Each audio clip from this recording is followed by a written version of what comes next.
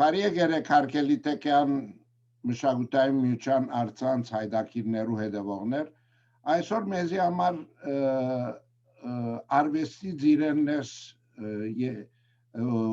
անհադիմը պիտի հանդիպինք, որ Մոնտրեալ գտնվի եւ այս բարակային ֆիլմարվեստի ջուրի մեջ մասնակցած է, մեր միության շատ լավ բարեկամ եղած է իր ծնողքը եւ ինքը այդ ջուրի մեջ մասնակցած է եւ շրջանավարտ եղած է 2 degree ունի bachelor եւ masters film arvesti մեջ film production եւ իրեն պիտի հետը հարցազրույց ունենանք եւ պիտի հարցազրույցը վարենք 2 լեզվով հայերենով մասմը եւ քանի տեխնիկ արտահայտություններ լալուն պիտի նաեւ կորցածենք անգլերեն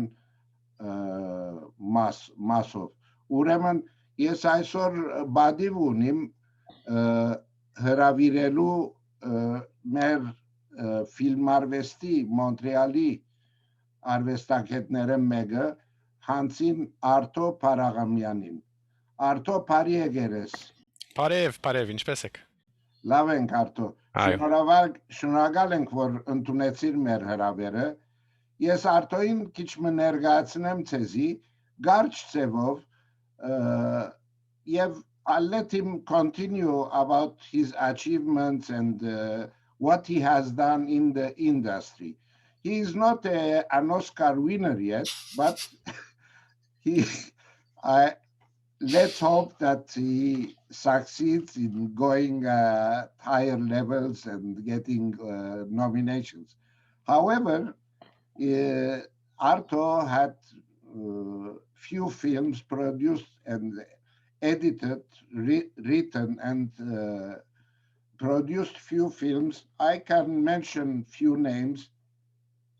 The Ledge, Hard as Rock, Beauty in the Filth, Cockroach, Shameless, 2009, Cosmos, Because Why, Across the Street, The Fish Story, Slowly. Ասոնք ֆիլմեր են, որ Arton թե գրած է, թե դայրեկտորած է, այսին ղեկավարած է այդ ֆիլմերուն արդատությունը, կամ որ երկար ֆիլմեր են, կամ որ գարջ, ադոր մասին հիմա գխոսինք Arto-ին հետ, Arton նաև այս քանիմը ֆիլմերը, որ ցեզի ներկայացուցի, բավական մրցանակներու արժանի եղած է կամ նոմինեյշններ ունեցած է, որուն մասին ալ պիտի ուզեի վերջը, որ Arton մեզի խոսի եւ բացատրե, Arton ուրեմն համալսարան ավարտելեն առաջ նույնիսկ համալսարան մտնալու համար ֆիլմեր հրած է, գարչ ֆիլմեր, եւ հետո իր մասնակցությունը ուրեմն ինքը շատ սպաղ է, բավական դժվար ժամադրություն ունեցա է, ինքը այս ինդուստրիի մեջ, այս ֆիլմարվեստի մեջ ուրեմն ունեցած է շատ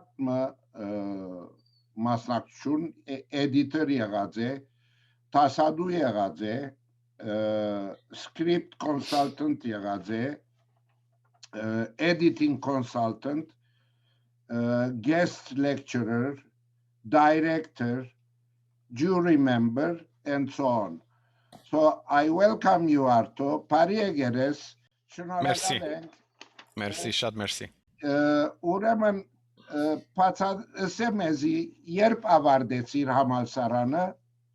Ադի երբ էր 2000 I was going to say 2000 2000-ին լմցուցի դպրոցը 1988-ին bachelor արիր այո եւ վերջը masters այո ուրեմն մասնակցությունը ինչ Concordia համալսարան ավարտեցիր եւ diplomat filmi production incher.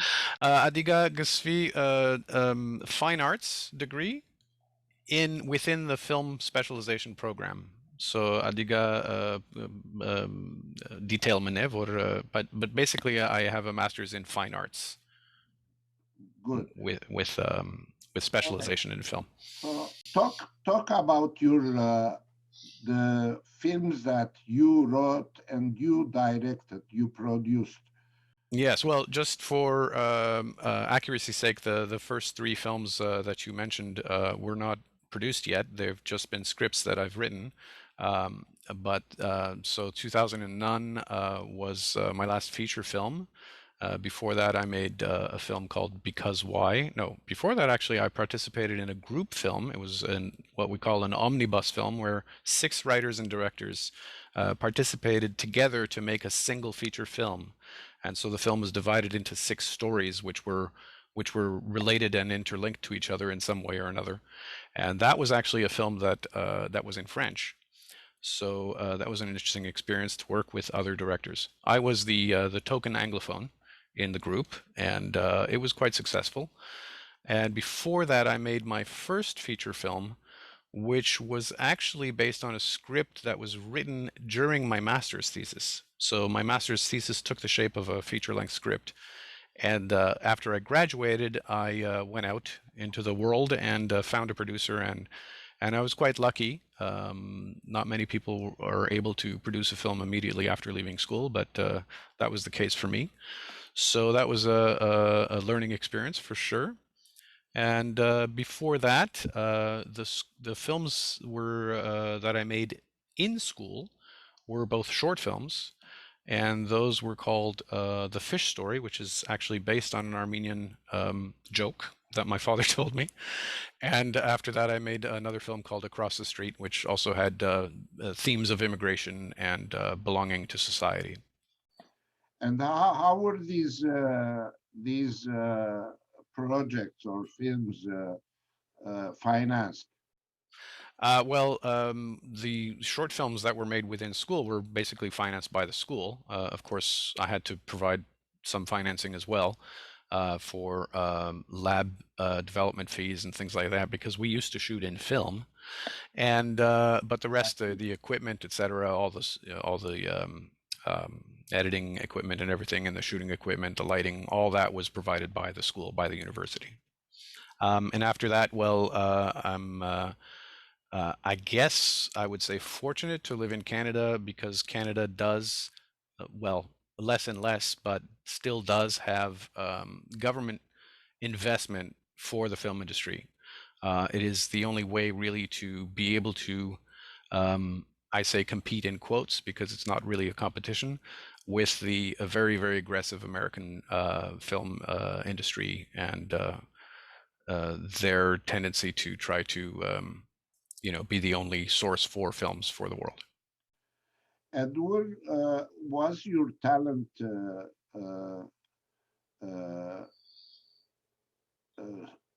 sought by American productions? Your services were. I never approached any studios or producers in the United States. I see. I haven't done it. Okay. Arto, if you don't mind, I would ask you to show a short condensed demo. Yes, I have a demo reel. It's called a demo reel, and I made it myself because I know how to do editing as well. And so it's I think it's I need to maybe update it soon, but basically it's from last year or the year before. So we might maybe see that. Sure. And later on, we will discuss how do you make your living? What are the other things that you have done, which I mentioned, editing, teaching, or in the industry. All kinds of things. Yeah. One needs to be flexible. Yeah. So we'll take a pause and see what your demo. Afterwards, we'll continue with our interview. Shadlaf, enjoy.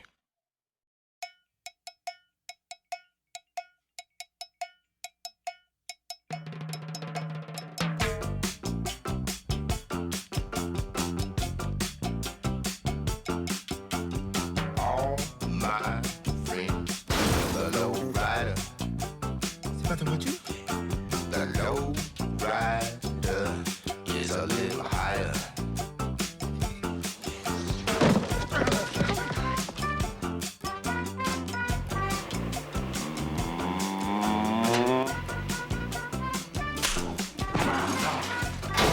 I don't know what happened. I don't know how to say this. Words. Use words. Low rider drives a little slower. Low rider is a bit colder.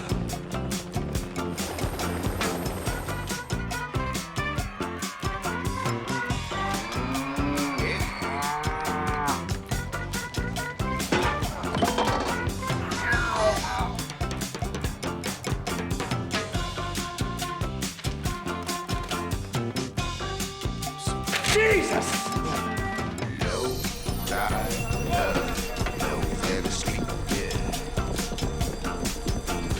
Low rider is the one to meet, yeah.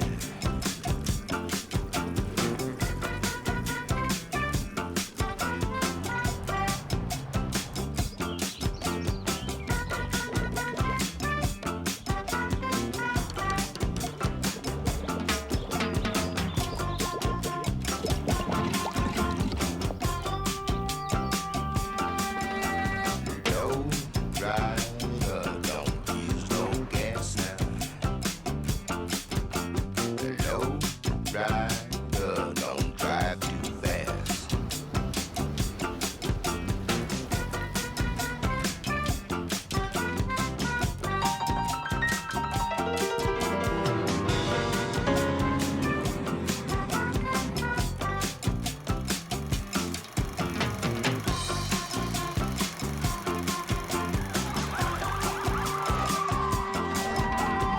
Take a little trip, take a little trip and see. Take a little trip, take a little trip, take a little trip with me.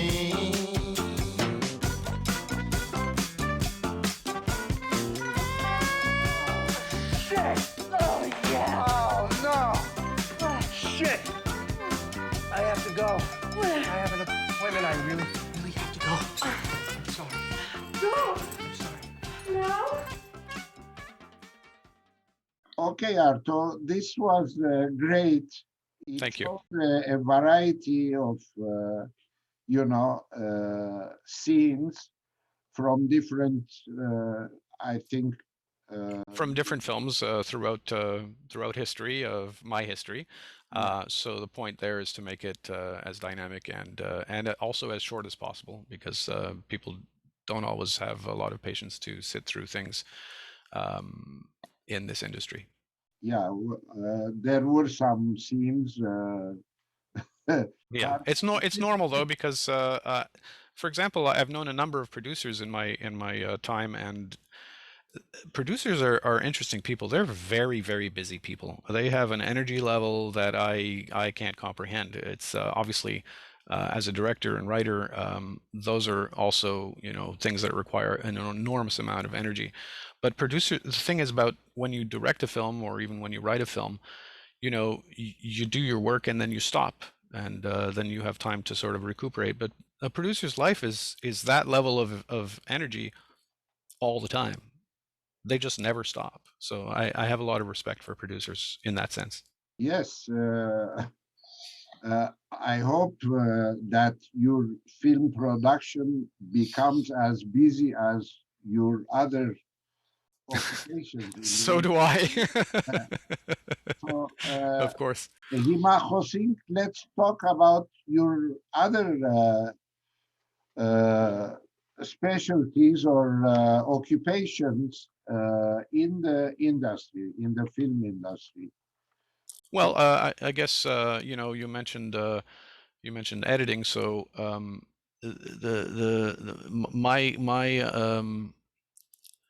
my education and my skill set in film includes editing. So, in fact, many would argue that film is literally made in the editing, and much more than it's made in any other area of the development of a film.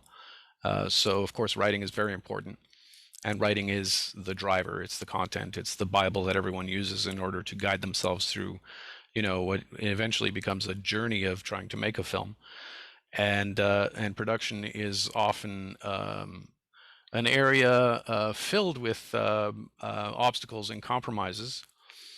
But then the editing is really where it all comes together. So I have some skill in editing, and I'm able to actually contribute to other people's projects, and also learn more about filmmaking, even as a director and even as a writer, through editing. They're all very much interrelated, and having a good perspective on all of the different different steps in making a film is a very lucky position to be in, and I try to make the best use of it possible. Yes. So other than editing, Well, I mean, as a director, you kind of need to know every aspect of making a film. I mean, even from things like sound recording, even the more you know about photography, even the details of the photography and exposure and color temperature and things like that. The more you know, the better you can guide your crew towards getting what you want as a final result. So there aren't many directors. There are some who are more from the side of an actor. So you'll get people who are, for example, theater directors or theater actors or movie actors, who then get to directing. And then you have a kind of a different way of getting to directing, which is through doing things like editing and doing camera and stuff like that. you have done some consultation as well. Oh, little pieces here and there. Yeah, some people have benefited from a little bit of my hard-headed opinions from time to time. And you went also back to your university as a teacher, or Yeah, but that was just a one-time thing. It was the right time and the right place for me and for them, and because I still knew some of the people from when I was a student, and they were happy to see me, and they needed somebody to fill in this position, so I did it. Um, but university jobs are not so easy to get. They have strong unions, and they give priority to the people that have already teach. So the more you teach, the more you can teach. I'm sure everyone understands that. yeah. So that was a fun experience, and I might do it again in the future, hopefully, if things go that way. So you getting you to accept the interview took some long time. You were extremely busy. I was, yeah, I have that tendency. Միշտ սեիր սպաված եմ, Այո։ սպաված եմ։ So ինչ կնեիր այս վերջին ժամանակներուն ինչով I սպաված ես։ I was actually editing a trailer for a film, for a young director. Well, young, I say young to me. He's in his 40s, I'm in my 50s, so not so young. But so I was editing a trailer because they needed. This is an example of how filmmaking is in terms of a life. And he had actually managed to shoot a film, but he ran out of money and needs to finish the film. So there's production, but then there's post-production, and that requires financing as well.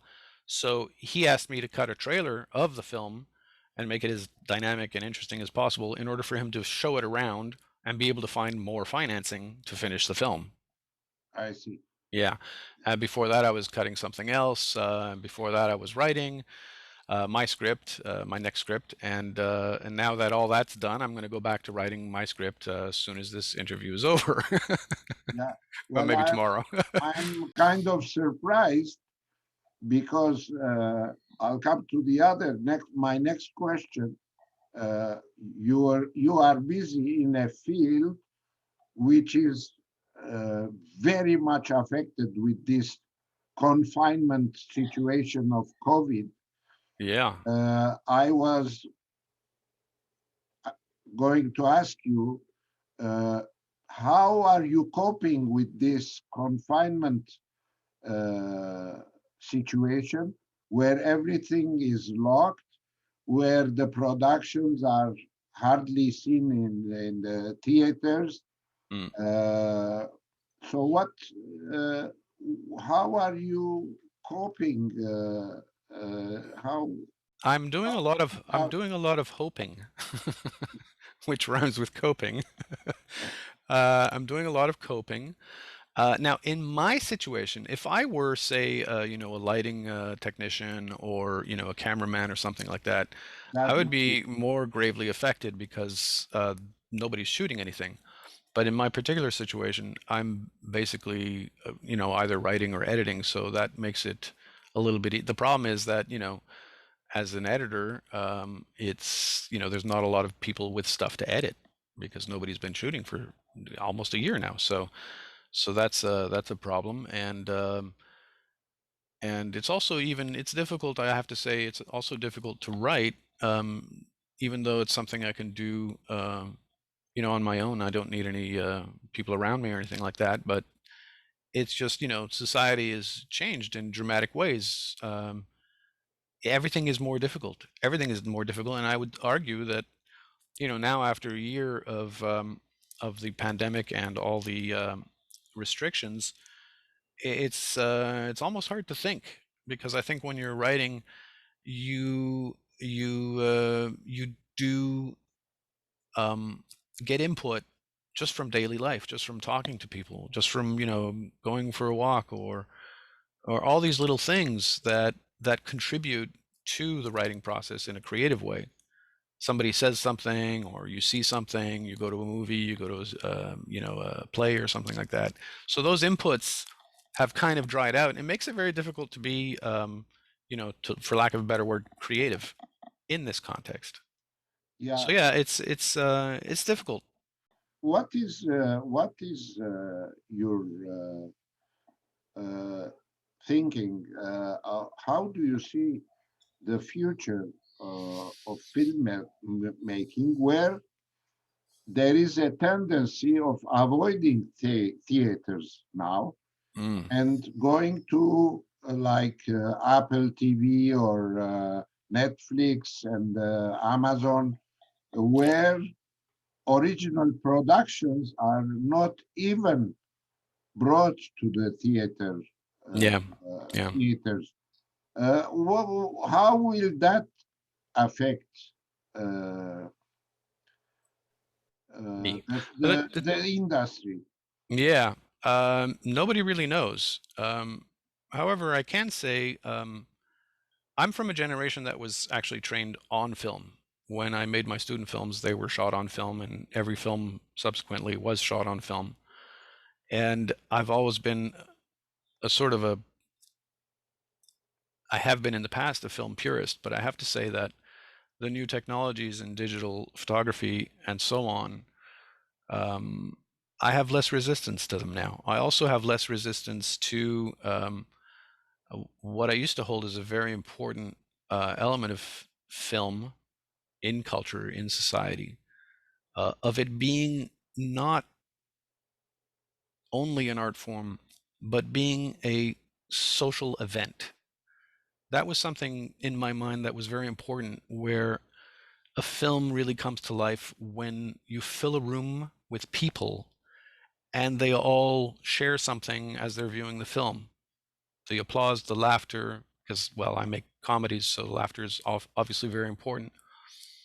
And so I don't know how that's going to work out. so I think it's going to be difficult for me to stick with this, belief that film is a social event, and I have to start um, understanding that it's become and will become more and more individualistic, and so it's very hard to know what that means at this point.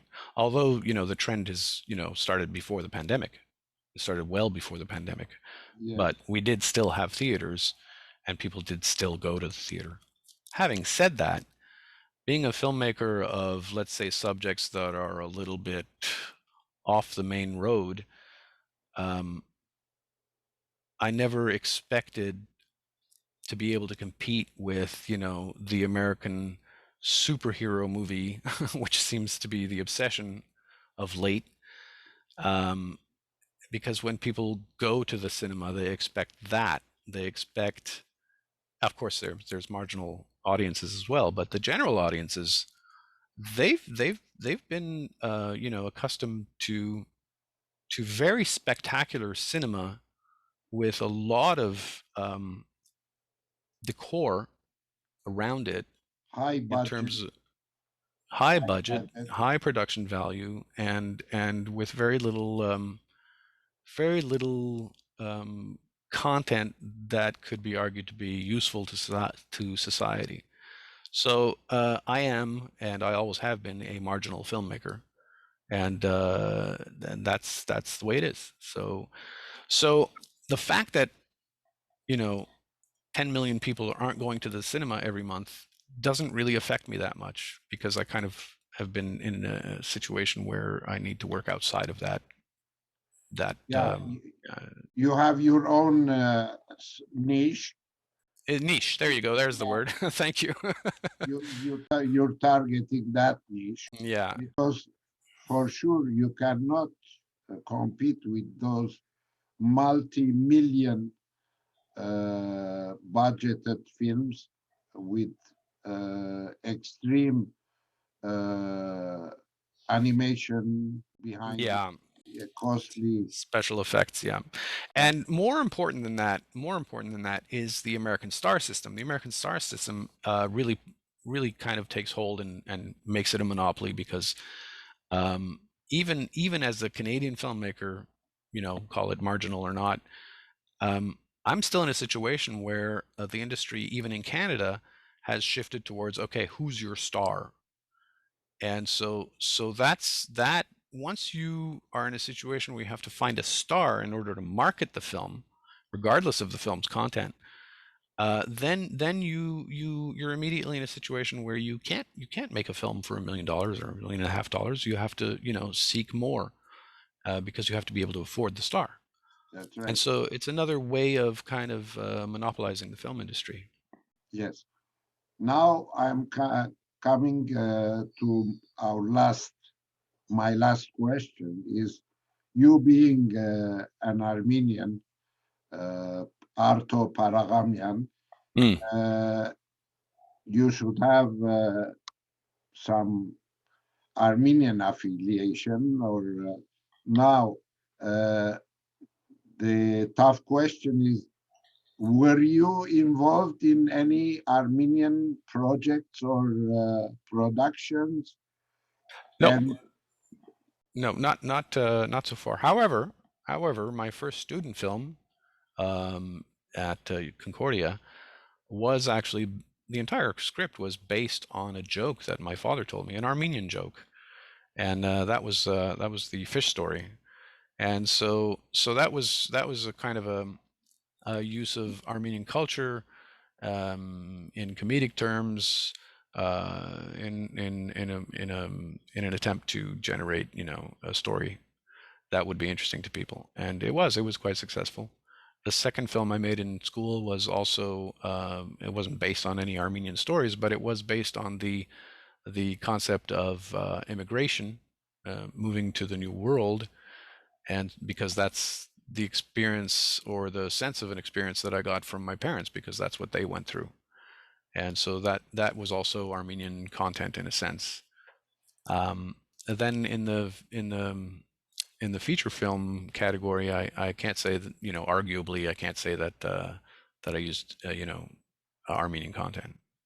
Yes. I mean, in the end, really, there, especially now, since that's all sort of in the past, I think there are, societal and concerns that we face as a species that are extremely important and need to be addressed.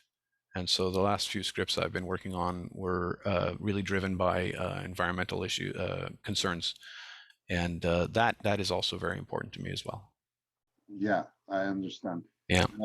Հայերենով շարունակեմ այս մասը, անշուշտ գիտես, այս վերջին բادرազմը եղավ, Հայաստանը բավական դժվար գացության մեջ կգտնվի, դժվար գացության մեջ, ուզեի քեզի քաչալերել Հայաստանը այսօր ունի որոշ կարողություններ եւ սու երգիր մճե ֆիլմեր նկարելու համար Այո բիդի փապակեի որ մեմը Հայաստան այցելած ես արդյոք Հայաստան Այո այցելած եմ երկու անգամ Հայաստան կացի